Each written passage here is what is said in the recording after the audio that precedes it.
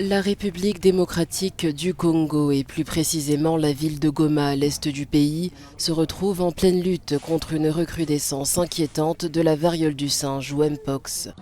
Nyota Mukobuela est atteinte de la maladie, elle décrit ses premiers symptômes.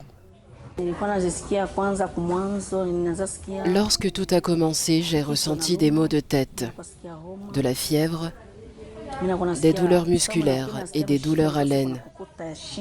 Et puis les taches ont commencé à apparaître sur moi.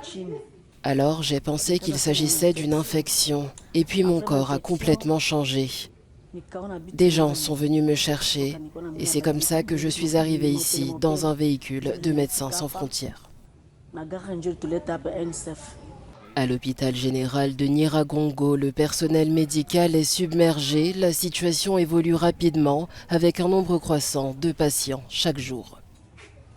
Par jour, ça dépend d'un jour à un autre.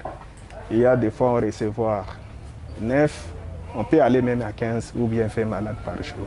Alors que Goma attend des solutions sanitaires durables, les statistiques deviennent encore plus préoccupantes avec l'apparition d'une variante plus virulente.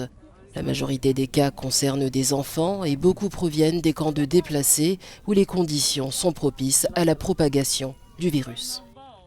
75% sont les enfants de moins de 10 ans. Et seuls 25% nous font les adultes entre 15 jusqu'à 50 ans. Donc ça, c'est un peu à résumer la situation. Et il faudra aussi noter que 70% de ces cas qui passent ici sont des cas qui viennent des camps de déplacés. La lutte contre le Mpox à Goma met en lumière la complexité de la situation dans une région déjà confrontée à de nombreux obstacles.